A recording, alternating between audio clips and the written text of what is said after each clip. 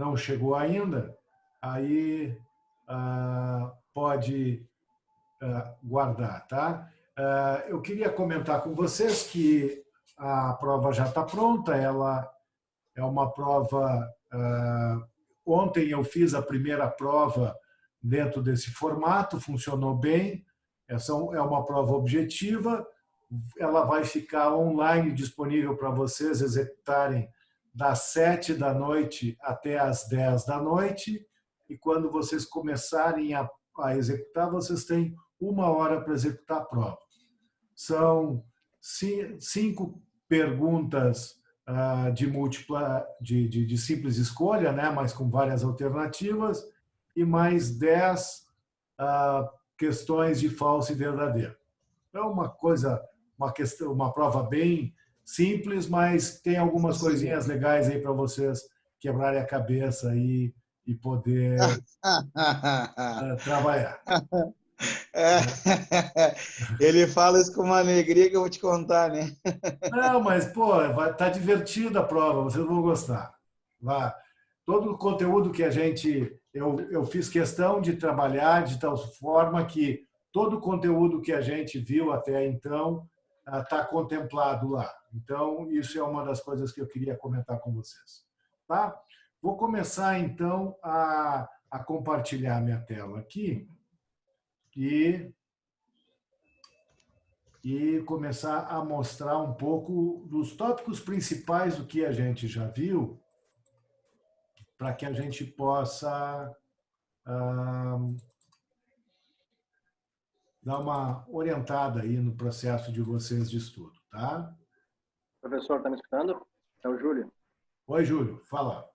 Olha só, até para a galera me ajudar, a primeira vez que eu entro nesse programa. Como é que eu tiro a minha imagem lá de cima da tela? Tá.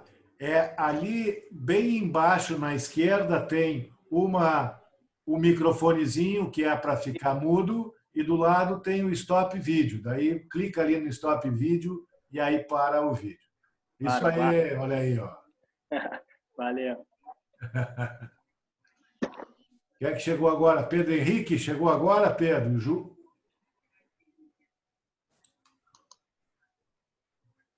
Opa, bem-vindo. Então, gente, vamos lá. Começando, então, pela nossa aula número 2, que eu vou agora compartilhar a tela aqui.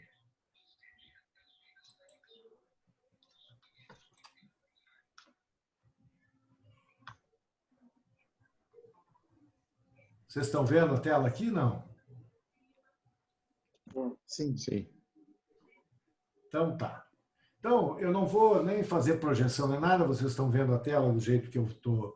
O que é importante disso que a gente está discutindo aqui? É entender, basicamente, os princípios básicos daquilo que a gente está falando, referente a sistema, referente ao ambiente, etc. Né? É interessante entender basicamente como é que é estruturada as informações, ou seja, a gente, a partir de dados, a gente transforma esses dados em informação e essa informação trabalhada gera conhecimento para a organização. Isso é uma coisa que é importante saber.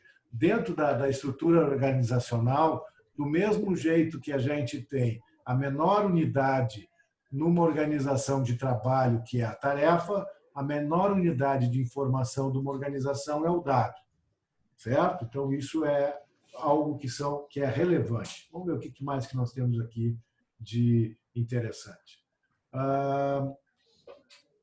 É interessante também saber que uma organização ela distribui o trabalho a partir de uma distribuição funcional. Né? Então, eu tenho lá várias áreas dentro de uma organização e essas áreas, basicamente, se dentro dessa área se tem conhecimento semelhante. Então, eu vou colocar lá na função por exemplo, de RH, que seria um departamento, um setor de RH, todo o conhecimento associado, todas as funções operacionais associado a essa atividade.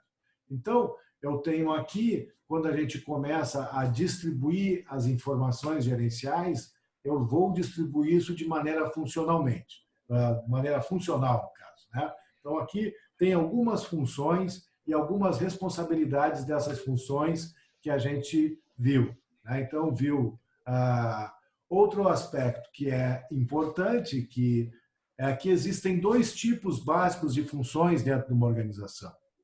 As funções que a gente chama de fim, que são aquelas que contribuem diretamente para que o cliente receba o produto ou serviço que ele contratou, e as funções meio. O que são funções meio? São funções que são necessárias para que as funções fins possam acontecer. Sem função meio, não tem função fim. Não. É a mesma coisa, eu não consigo ter alguém que produza alguma coisa se não tiver o RH para contratar as pessoas para poderem fazer isso. Ok? Por enquanto? Bom, e aqui a gente tem um pouco mais de detalhamento sobre essas coisas, tá? O que cada uma dessas áreas funcionais faz, tipo de responsabilidade, tipo de atividade que é executada em cada uma dessas áreas. Isso aqui vocês podem olhar, que pode fazer sentido vocês entenderem. Lógico que não precisa ter um conhecimento aqui absoluto desse negócio, porque isso aí, na prática, a gente vê. Até porque nem sempre as organizações distribuem as suas funções da mesma maneira. Então, isso aqui é só uma referência, tá? Ok? Então, vou aqui agora para o próximo papo, que é a questão... Olha, gente, se vocês têm alguma dúvida, interrompam, certo? Que eu paro. E aí façam uma pergunta, certo? Correto. Usa.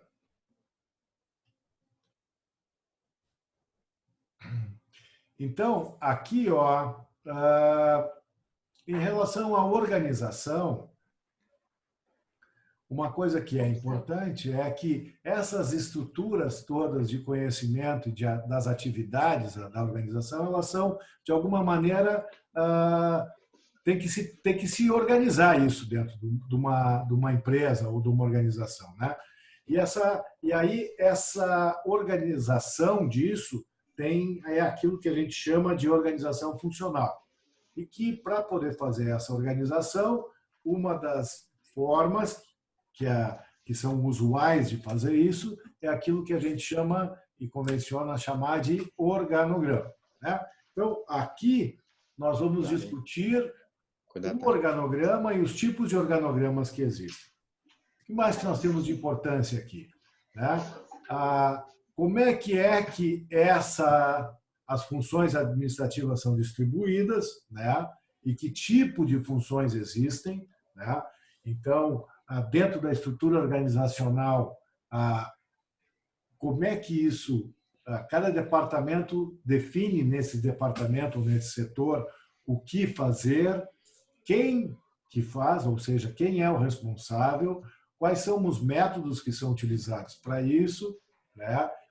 Como se monitora isso e as pessoas que estão lá dentro desse processo, né?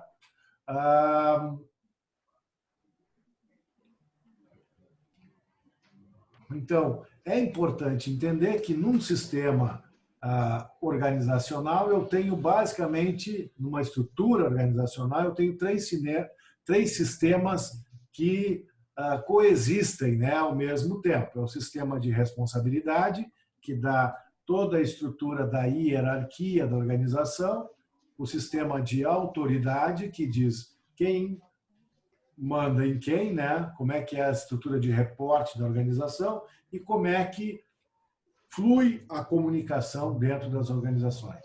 Isso é bastante importante a gente enxergar isso nos organogramas, né? E aí nós vimos que existem vários tipos de estruturas organizacionais que são feitas dependendo do tipo de atividade que a empresa faz. Então, existe um organograma mais simples, que é aquele organograma que a gente chama de funcional, onde eu tenho lá as várias funções da empresa separadas com gerências ou supervisões ou coordenações específicas. Ok? Esse é o organograma mais comum. Mas eu tenho vários outros que podem acontecer dependendo do tipo de negócio. Então, cada um desses organogramas, vocês vão olhar aí, tem vantagens e desvantagens na sua aplicação. Então, eu tenho a questão do organograma funcional, a questão do organograma de base territorial, quando eu tenho uma distribuição grande de unidades de base territorial, né? Então, empresas que têm muitas unidades e são dispersas, muitas vezes isso faz sentido. Caso típico de distribuidoras, empresas transportadoras, empresas de logística, todas elas tendem a usar, distribuir a sua organização desse tipo de forma, né? Depois tem a questão de produtos e serviços, que tem, isso aqui a gente comentou que isso aí normalmente são para grandes holdings, que tem vários tipos de negócio, né? O organograma por grupo de cliente, que é muito voltado para lojas de departamento, com segmentação. Organograma por processo, que tem a ver principalmente com indústria aqui no caso, né? Então, muitas das organizações elas têm organogramas mistos, onde na área produtiva ele está segmentado por processo, isso é uma forma. Organograma por projeto, a empresa típica de construção civil tem esse jeitão, né? Então, eu vou montar projetos e eu mesmo tenho um cliente que ele faz manutenção de produtos de empresas de petróleo e essa plataforma, essas coisas, eles organizam por esse jeito assim.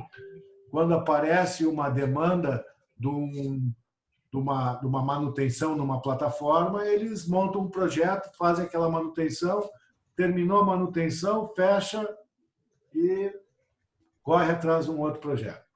A mesma coisa as empresas de construção civil fazem um projeto de um prédio, produzem o prédio, terminou o projeto. Então, tem esse tipo de organização. Aí depois tem organizações matriciais, que têm isso, que fazem isso de forma dupla. E organogramas. De mulher. Alô? Que ódio. Organogramas mistos, né? Que muitas vezes essas coisas não acontecem de forma pura. Alguma dúvida até aqui, gente? Não, eu estava olhando os organogramas aqui, mas não, deu para entender. Só aquela parte ali das divisões que é funções da comunicação, autoridade, qual é que é o terceiro? Aqui, ó, nós estamos falando basicamente em três coisas. Responsabilidades. Então, as responsabilidades são as funções especificamente, né? Então, eu digo lá, quem é responsável pelo quê? Então, normalmente, o organograma, a gente separa as funções em várias caixinhas que têm suas responsabilidades.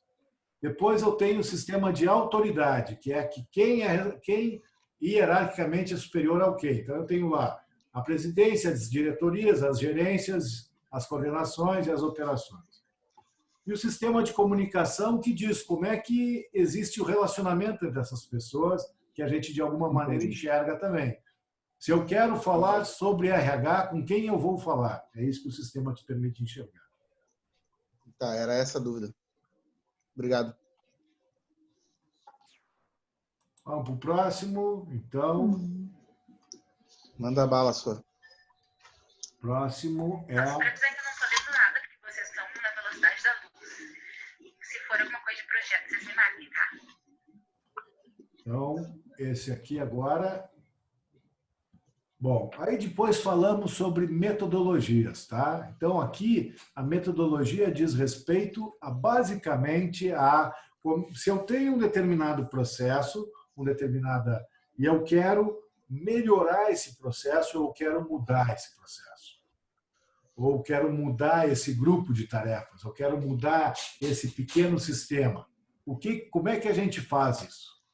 Tá? Então, que é dentro da nossa disciplina aquilo que a gente chama de método, né? Então, nós temos lá organização, métodos e processos. Organizações já definimos, agora vamos discutir um pouquinho de método.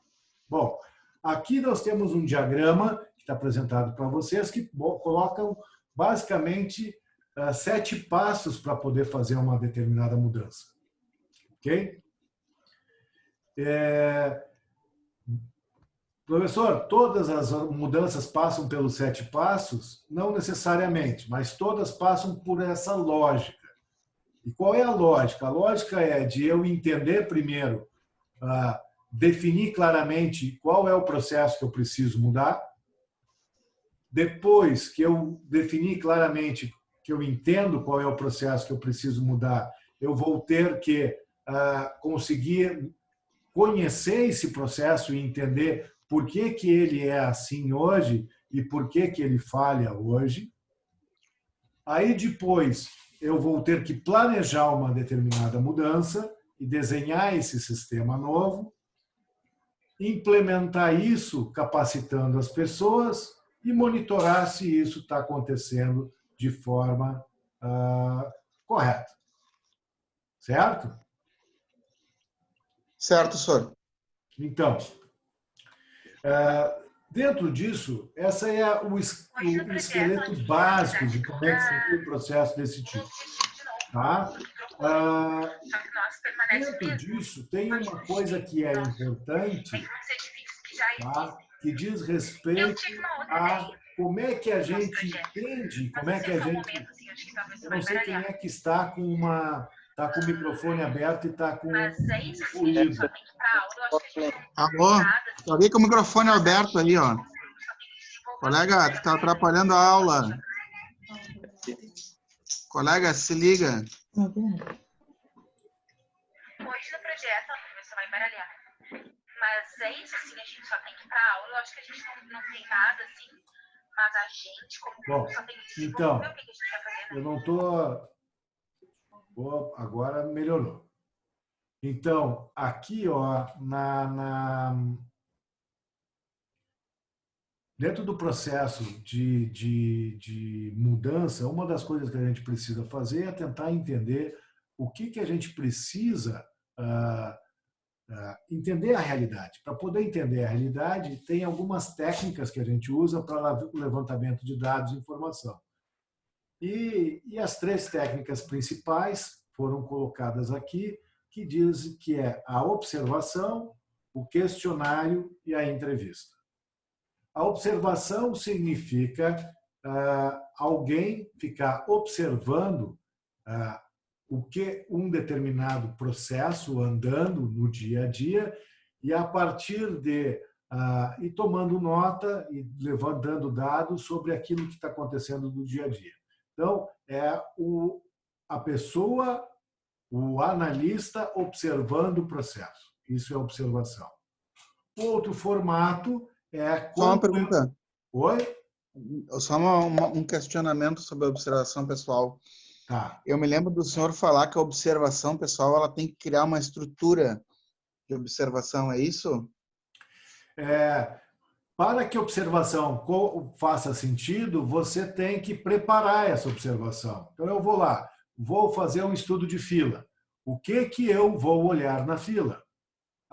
Eu vou ver qual é a frequência de pessoas entrando na fila. Tá, se eu vou fazer isso, então eu vou criar um instrumento para mim medir de quanto em quanto tempo, a cada hora, quantas pessoas entraram na fila. Então, isso é um trabalho que sempre quando a gente vai fazer um trabalho qualquer de observação ou de intervenção, eu preciso fazer um trabalho preliminar de dizer como é que eu vou fazer essa atividade. Entendeu, Paulo? Sim, como é que tu vai descrever como é que tu observou? Isso, porque senão tu acaba perdendo a informação que tu precisa. Entendi. Tá? Obrigado. Bom, O segundo instrumento, então a observação tem essa característica, tá? Que eu vou lá, vou estudar o objeto de estudo e vou avaliar isso. E para isso eu preciso me preparar para isso, né? O segundo instrumento, que é quando eu preciso saber a informação de algum especialista. Então eu tenho lá um determinado processo e preciso saber a informação de um especialista, tá? Então essa segunda forma é o que a gente chama de entrevista. A entrevista ela tem como característica a gente perguntar para alguém que conhece aquele assunto com profundidade.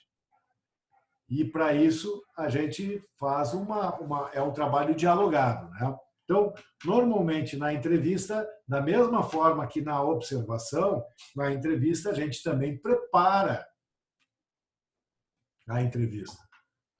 E essa preparação envolve elaborar um roteiro, entender o que eu vou perguntar, o que me interessa saber, tudo isso para que quando a gente faça a entrevista, faça as perguntas que façam sentido na entrevista. Ok? E o terceiro instrumento é o questionário. O instrumento questionário a gente usa quando a gente já sabe, de alguma maneira, o que está acontecendo e a gente quer validar isso com um número grande de pessoas, né? Ou eu preciso saber, a informação que eu preciso saber, ela é uma informação quantitativa. Eu quero saber do número grande de pessoas, né? Então, para isso, a gente elabora um tipo de instrumento que a gente chama, que é um formulário de questionário, onde eu tenho uma série de perguntas que são ali colocadas, e essas perguntas tendem a ser, ou são de preferência, de preferências objetivas. Tá? A gente pode até ter questões qualitativas e quantitativas, mas são questões objetivas, onde a gente espera que a pessoa que vai responder o questionário, que ela preencha isso de forma objetiva.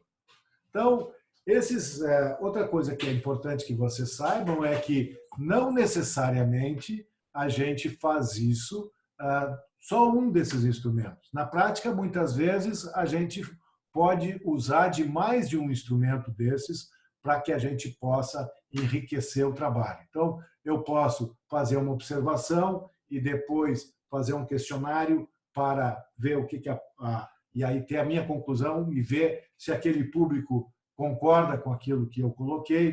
Eu posso fazer uma entrevista com um número pequeno de pessoas e depois validar isso com um número grande de pessoas. Então, eu posso combinar coisas.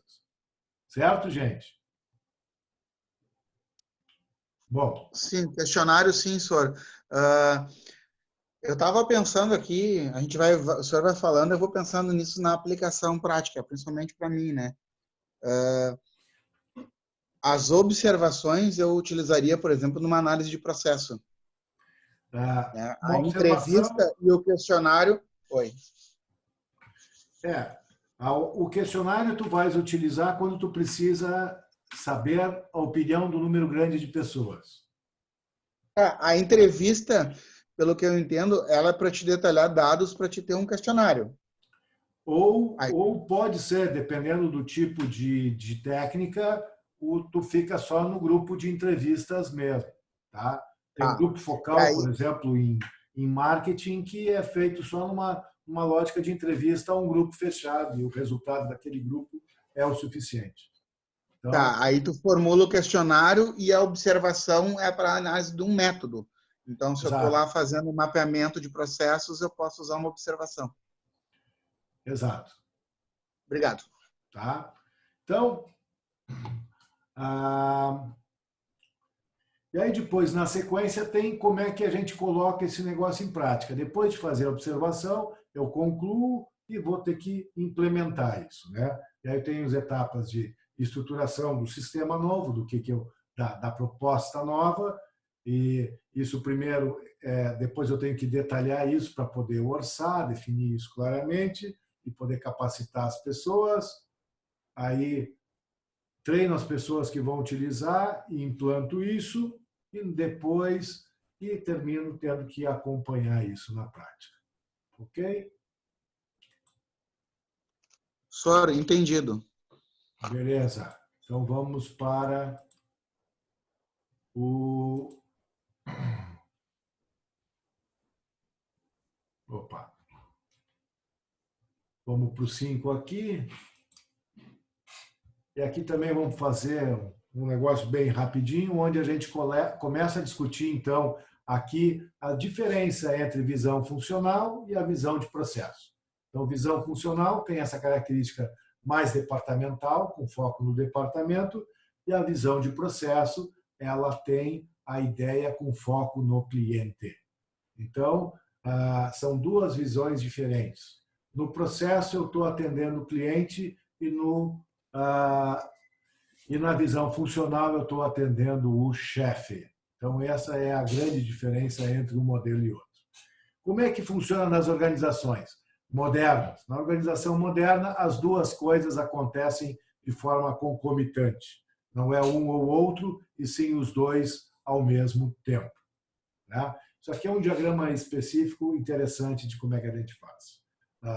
Como é que seria uma visão por processo e uma visão funcional. Temos um organograma. Né? Esse slide ele é bastante ilustrativo porque ele define que quando a gente se organiza de forma funcional, a gente consegue ter mais eficiência. Por quê? Porque eu reúno todo aquele corpo, todo aquele conhecimento num único lugar e eu posso, a partir disso, aproveitar da melhor maneira possível esse conhecimento, certo? Mas muitas vezes ele tem pouca visão de entender o que o cliente precisa. Eu entendo o que o departamento precisa. E isso muitas vezes é um problema. Então, já na visão de processo, é uma visão mais horizontal, que a gente chama, e está com foco em eficácia. Ou seja, como é que eu atendo o cliente? Como é que eu atendo aquilo que o cliente precisa? Da melhor forma possível. Então, a organização ela tem que trabalhar com essas duas dimensões. A dimensão da eficácia, atender o cliente, mas também na dimensão da eficiência, que é usar da melhor forma o recurso que ela tem disponível. Bom, então aqui...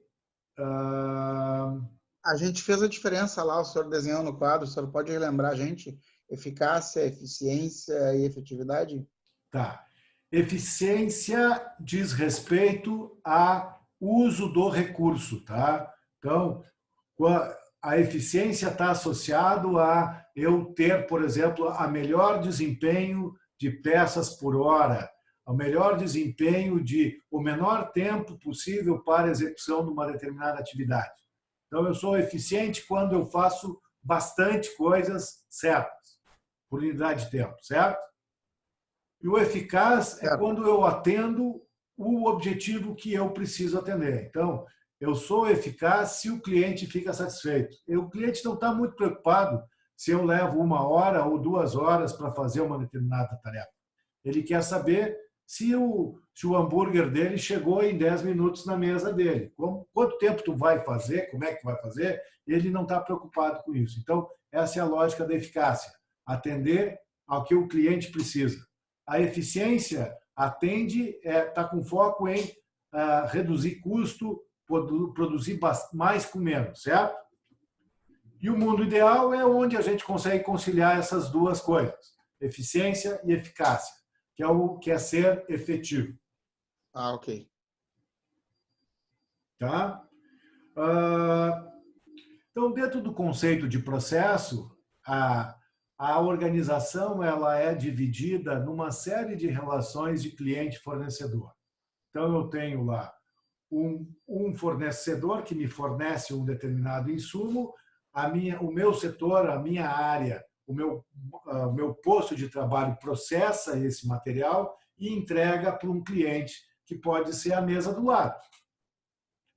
Então, só que quando eu produzo isso desse jeito, o meu cliente, que é a mesa do lado, eu tenho que atender a especificação desse cliente. Então, por quê? Porque o cliente desse cliente provavelmente também vai ter uma especificação e esse cliente vai ter que atender. Então, quando a gente discute o processo, nós sequenciamos uma série de relações de cliente e fornecedor. né? Então, indo para esse organograma aqui e o desenho do cliente do processo, eu tenho lá, do início ao fim, uma série de relações cliente-fornecedor. Né? Então, eu tenho o início, que é um fornecedor daquela primeira caixinha, e assim sucessivamente. Entendido isso, gente? Entendido.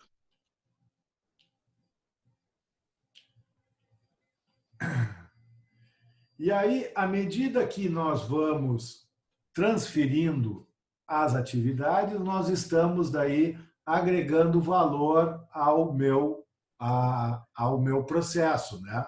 Então, aquilo que a gente está fazendo de trabalho, que o cliente está valorizando, a gente chama de agregação de valor. Aquilo que a gente está fazendo, que o cliente acha que não valoriza para o cliente, aí não está agregando valor. Então, o conceito de processo está muito associado também a entender que tipo de atividade, desculpe, é importante e que agrega valor para o nosso cliente. Ok? Bom, aqui vocês têm várias lâminas que falam sobre esse negócio. Tá? Uma coisa que é importante quando a gente começa a discutir essa lógica da agregação de valor é que que existe uma diferença entre a agregação de valor que a receita enxerga e a gestão da organização enxerga. E é sobre essa da gestão da organização que nos interessa saber. Né? Então, na lógica de agregação de valor, eu tenho aquilo que a gente viu lá atrás, que são as atividades primárias, que estão relacionadas diretamente com o produto, e as atividades de apoio que dão suporte para essas atividades primárias. Ok? E aqui a gente tem aí o detalhe de cada uma dessas coisas. Eu estou andando um pouquinho rápido, porque isso a gente já explorou bastante nas outras aulas, e eu quero chegar na aula 7 lá, que eu não falei com vocês ainda, certo? Bom, então estamos chegando perto. Na próxima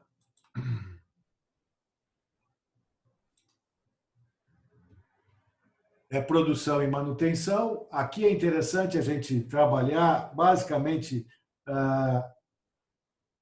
os conceitos de produção. Então, estou clicando aqui no errado, daí fico...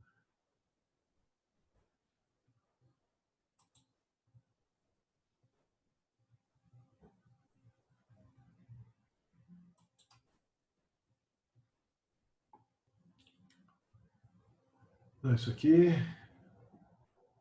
não é essa, né? Também não é isso aqui. Desculpe, gente, eu me perdi aqui. Onde é que eu estou?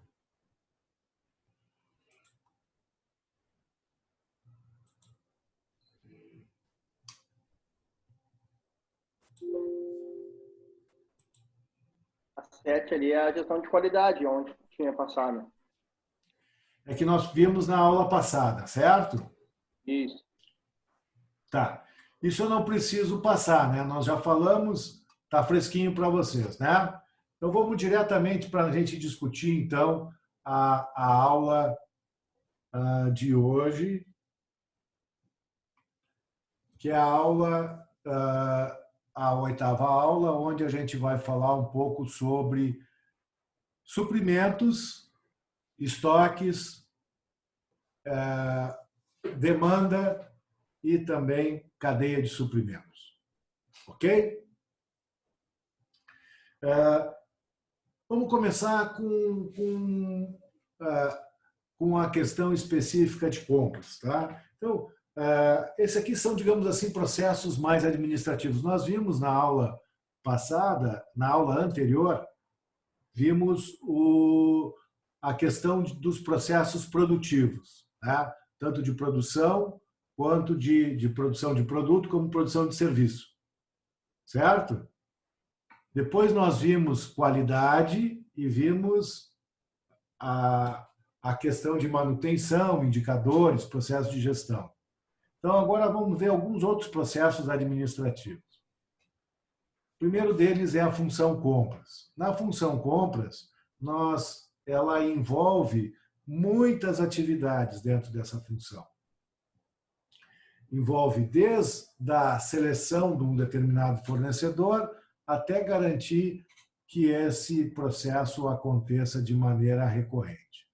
E nós, dentro da função compras, tem alguns pontos que são importantes, né? Que é basicamente a função compras, ela tem, dependendo do tipo da organização, ela se configura de forma diferente. Então, se eu tenho uma empresa que, por exemplo, um supermercado que fornece produtos de maneira regular e de alto volume, a minha função compras ela terá uma característica de repor aqueles produtos, de negociar os produtos que eu já estou consumindo regularmente e repor aquilo, né?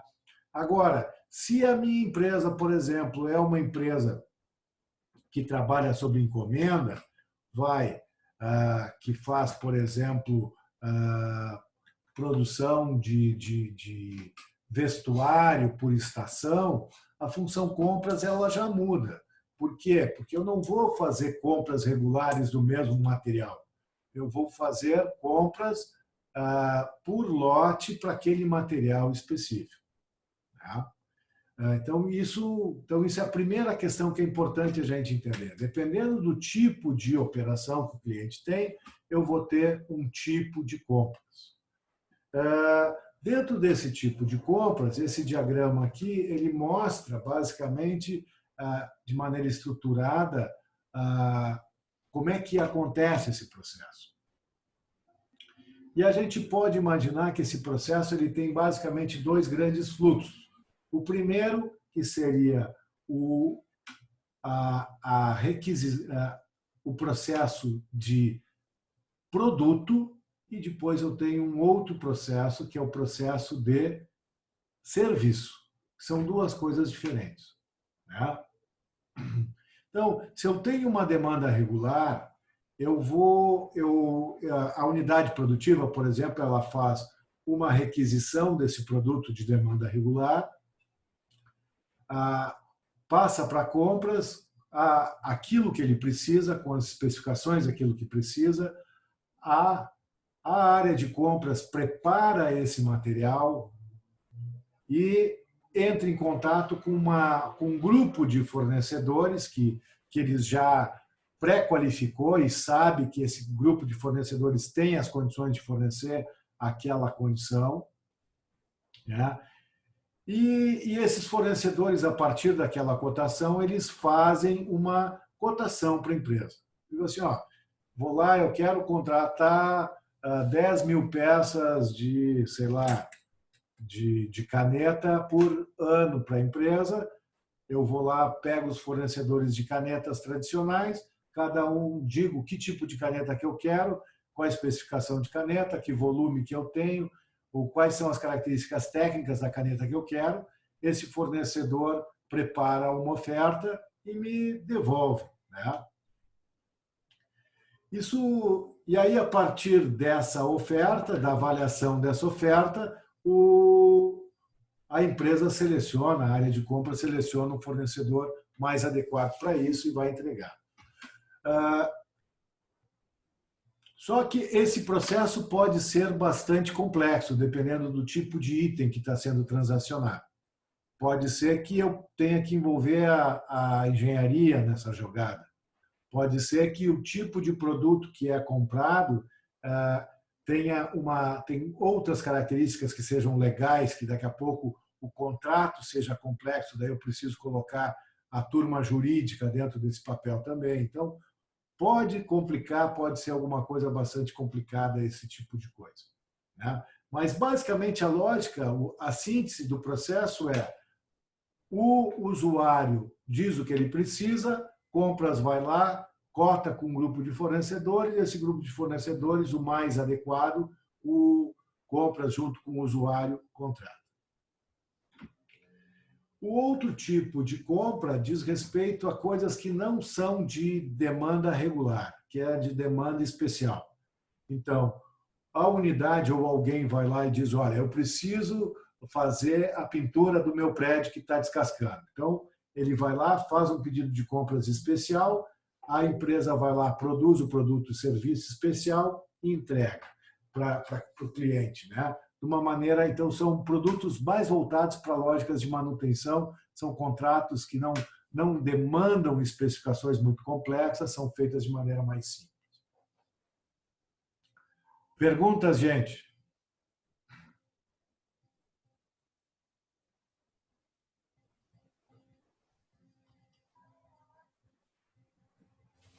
Professor, depois tem uma tarefa.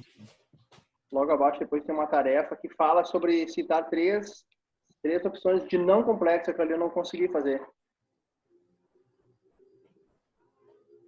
Nas atividades lá que a gente tem que fazer, logo depois que tu vai baixando, passa todas essas funções aí, quando ele diz, vamos trabalhar. Tá.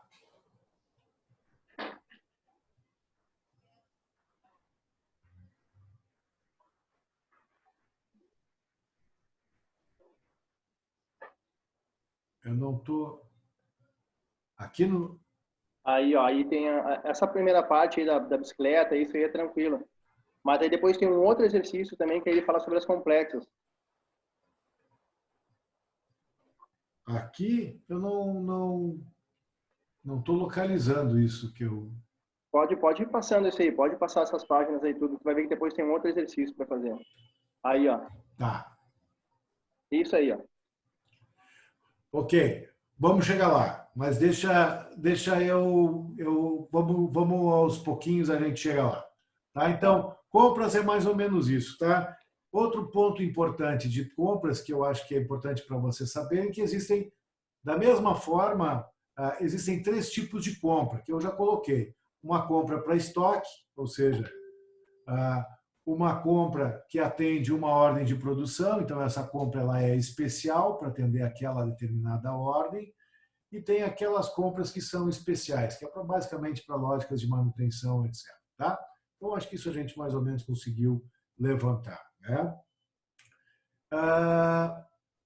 Depois nós temos a discussão de estoque. Né? Então, eu também tenho numa organização, eu tenho vários tipos de estoque. Então, basicamente, se é uma indústria, eu tenho estoques de matéria-prima, depois essa matéria-prima ela é transformada, se transforma em componentes e peças. Às vezes, a empresa também compra componentes e peças. Né? Esse produto, eu tenho lá uma série de produtos que estão dentro da fábrica em processamento, que também são estoques, produtos finais que estão prontos para entrega, e isso aí, digamos assim, são o grupo de estoques que a gente chama de estoque produtivo. Tá? Além disso, eu tenho outros tipos de estoque. Eu tenho estoques de manutenção, estoques de conserto, estoques de materiais que são utilizados na área administrativa. Então, eu tenho essas que são coisas menores. Né? Basicamente, a estratégia de estoque da grande maioria das empresas é conseguir trabalhar o produto que a gente tenha, em primeiro lugar, garantir que não falte o produto. Isso é a primeira questão. Em segundo lugar, não ter produto em excesso. Quanto mais produto eu tenho, mais custo empatado em material eu tenho. Então, ter produto só aqueles estritamente necessários. Então, a gestão do estoque está associado a isso, a garantir que a gente tenha a quantidade certa de produto e não tenha produtos em excesso. Ok? Previsão. Indo para o outro assunto, aqui, que diz respeito à demanda. Então, eu tenho lá, demanda diz respeito a entender o que vai entrar de produto na minha unidade e o que eu preciso disponibilizar de produto para mim poder vender. Então, eu preciso entender qual que é que vai ser a minha demanda futura. Então, hoje eu preciso saber o que eu vou vender no próximo período para que eu possa me abastecer de materiais para poder vender isso no próximo período. Né? Então, para isso a gente usa essa lógica que se chama previsão de demanda. Né? E previsão de demanda está associada exatamente a gente conseguir antecipar isso. Né? É importante a gente saber que existem dois tipos de itens quando a gente transaciona. Assim. Eu tenho itens que a gente chama de itens de demanda dependente e itens de demanda independente. Então, quando eu, por exemplo, tenho lá vendo, por exemplo, um automóvel. Se eu vendo automóvel, esse automóvel é o item de demanda independente. Agora, as rodas e os pneus do automóvel, que eu preciso de 4, no mínimo para poder vender esse automóvel, são itens de demanda dependente. Certo? Então, o cara que está planejando lá, quando ele chega numa fábrica de automóveis e diz, olha, esse mês eu vou vender 500 automóveis tipo A, ele sabe que ele precisa de 2.000 pneus compatíveis com esses 500, que são os itens de demanda dependente. Certo?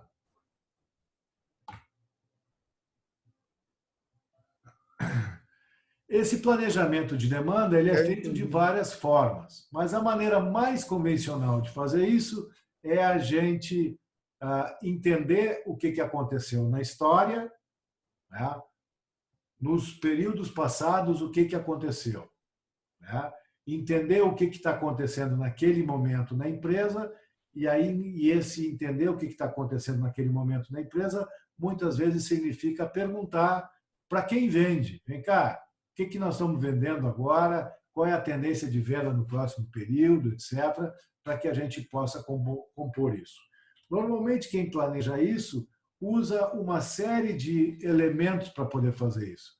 Esses que eu comentei, as previsões de usuário, algumas técnicas até estatística para poder prover coisas e a história de consumo e de demanda dos itens.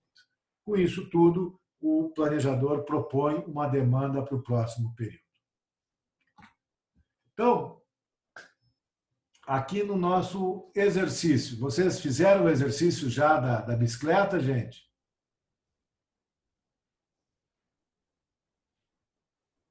Alô? Vocês estão aí? Oi. A partir daí eu já comecei a ter uma dificuldade para elaborar isso daí. Então,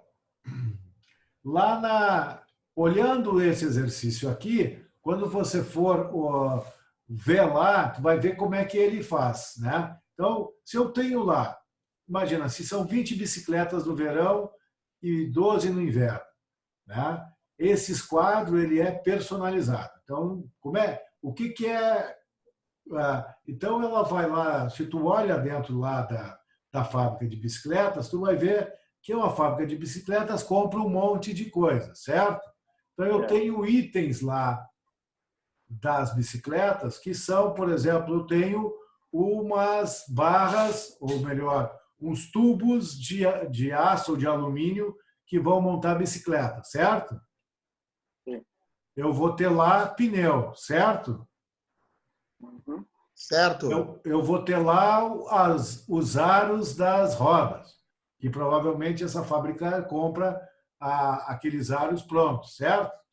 Eu vou ter lá Bom, então eu sei que para cada uma desses itens, esses itens eu vou comprar todos eles do mesmo jeito?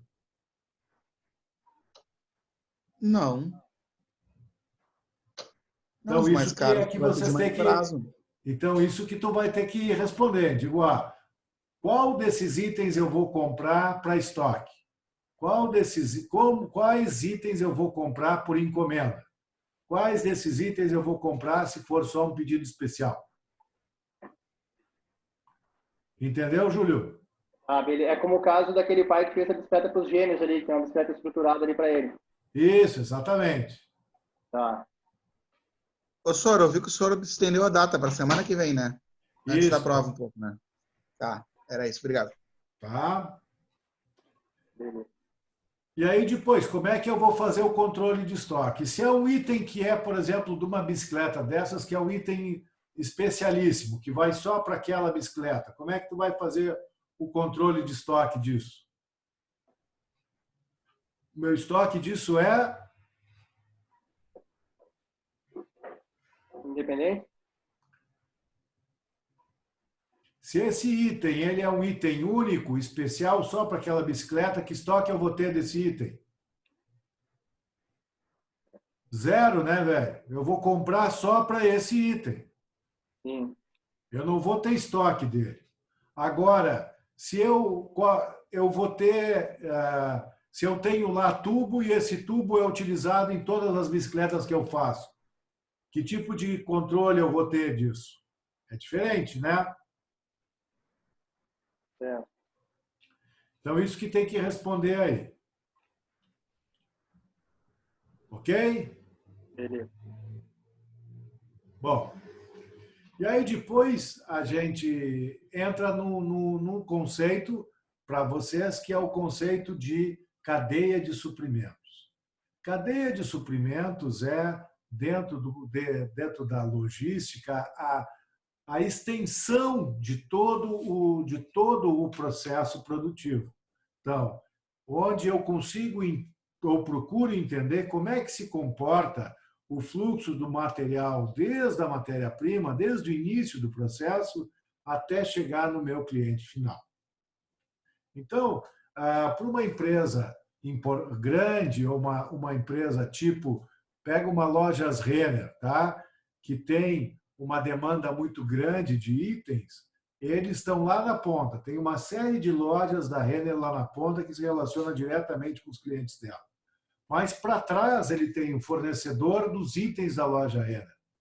E tem muitos desses fornecedores que são pequenas confecções que fornecem para a Renner, que a Renner tem que definir qual é o pano, qual é o estampado que vai para ele e que ele vai ter que montar. E assim sucessivamente. Então, a cadeia de suprimentos procura estudar exatamente todo o processo, desde o fio lá na matéria-prima até a entrega do cliente. Então, basicamente, eu tenho esse processo. Tá? E o que a gente procura entender disso? Né? Como é que essas relações se dão? Por quê? Porque não adianta para a Renner, por exemplo, vender uma camiseta lá na ponta, ela precisa que o fornecedor dela tenha o pano da camiseta. Para o fornecedor ter o pano da camiseta, quem fornece o pano tem que ter o fio para fornecer o pano, e assim sucessivamente. Né? Então, eu preciso entender esse processo todo. Né? Um automóvel ele tem que entender como é que funciona desde da estrutura lá do aço até os componentes que são produzidos, até chegar no automóvel lá na concessionária. Então, esse aqui é um diagrama que mostra mais ou menos isso. Como é que está estruturado essa cadeia de suprimentos? Desde o fornecedor até o cliente. Ok, então. E a cadeia de suprimentos sempre tem, isso é uma coisa importante, entender que existe uma empresa focal, que é a empresa a partir do qual a gente quer entender o comportamento da cadeia, certo? Então, essa, no caso aqui, é uma unidade produtiva que fica no meio da cadeia de suprimentos. Mas eu, por exemplo, eu tenho na área de varejo uma Renner da vida que está no final da cadeia de suprimentos, certo? Eu tenho, por exemplo, lá outro tipo de empresa, por exemplo, como a SLC Alimentos, que ela está no início da cadeia de suprimentos. É uma empresa importante que está no início da cadeia de suprimentos. Tem vários elos até chegar lá ao cliente final. Então, dependendo é a unidade produtiva que me interessa saber. E na cadeia de suprimentos eu tenho dois fluxos de informação que são importantes entender. O fluxo da informação, que é basicamente que eu quero saber o que o consumidor consumiu, para o varejista poder saber o que ele tem que fornecer, para que o fabricante saiba o que ele tem que fornecer, e sucessivamente, que é normalmente no sentido do cliente, do consumidor até a matéria-prima, e o outro fluxo de informação que é no sentido contrário, que é da matéria-prima até o cliente final. Ok? E na cadeia de suprimentos tem uma série de gestões que são feitas. Mas, respondendo então à questão do trabalho, a primeira pergunta diz respeito a isso, diz respeito a produtos que possuem cadeias de suprimentos complexas. O que seria uma cadeia de suprimentos complexa? O que vocês acham que isso significa? Quem é que me ajuda aí? Complexa, uma cadeia de suprimento complexa seria que tivesse mais de uma pessoa envolvida ou mais de um agente envolvido dentro dela. Que tu contasse com várias etapas. Isso. Uma cadeia de suprimentos complexas transaciona muitos itens ou poucos itens? Muita coisa. É uma várzea. Tá bom pela várzea. Então, que tipo de item que tem cadeia de suprimento complexa?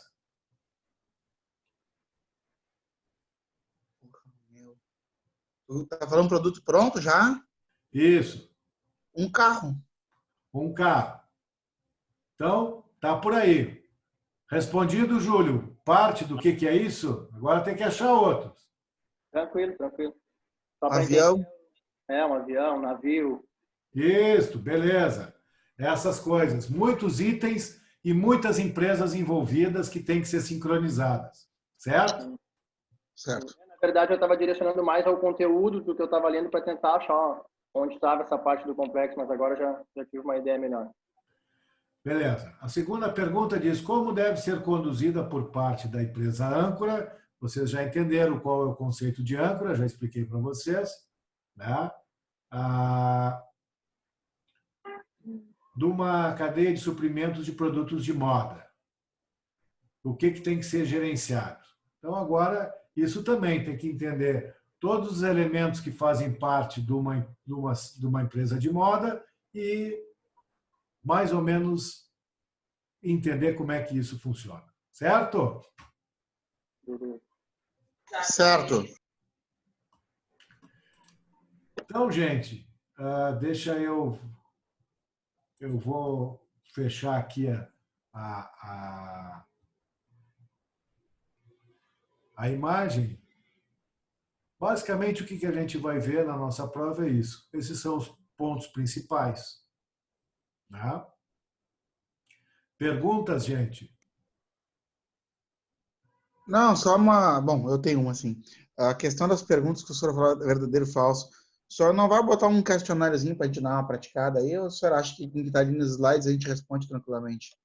Não, vocês prestando atenção em aula e nos slides e no material publicado lá no Moodle, responde, sem problema nenhum. Tá de boas. Tá tranquilo. Senhor. O senhor vai dar mais alguma coisa, professor? Não, aqui já terminamos. Terminamos, Agora, porque eu tenho aula da pergunta. Marigelda. Eu tenho aula de álgebra, eu estou em tutoria. Se o senhor me liberar, eu vou fazer a tutoria lá. Tá bom. Tchau, tchau. Tchau, professor.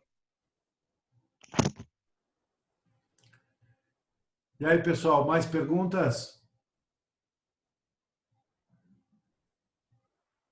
Para mim tá ok ali, era só aquele esclarecimento mesmo, eu já consegui ter uma ideia bem melhor. Guilherme, tudo bem? Está entendido? Fernanda? Esta revisão que o senhor passou vai ser, por exemplo, vai ser focado o que o senhor passou, deu a revisada na prova. Ou as outras aulas estarão também presentes? Nós revisamos hoje todas as aulas, né? Desde a aula 2 até a aula 8. Passamos rapidinho por todas. Tudo bem. Obrigado.